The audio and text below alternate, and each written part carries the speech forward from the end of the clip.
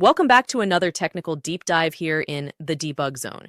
Today we're tackling a big question and breaking it down with insights from other users. Hopefully this clears up some misconceptions and helps you get the answer you need.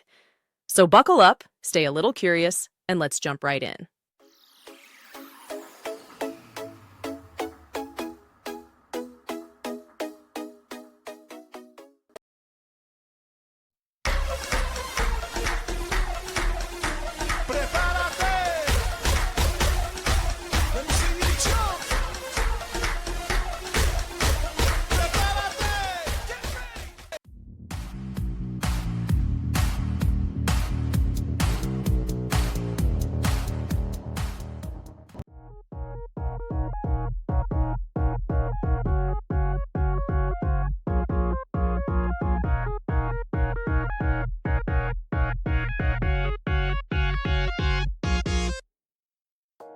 And that's a wrap. I hope you found the answer you were looking for. If you did, take a second to hit that subscribe button. It really helps out. And let me know in the comments which solution worked best for you.